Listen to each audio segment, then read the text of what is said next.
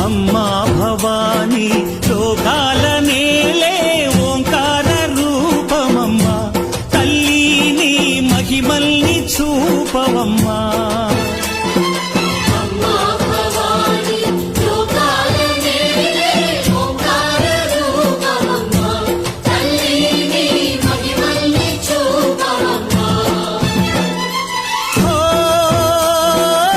సృష్టికే దీపమా, శక్తికే మూలమా, సింహరథమే నీదమ్మా.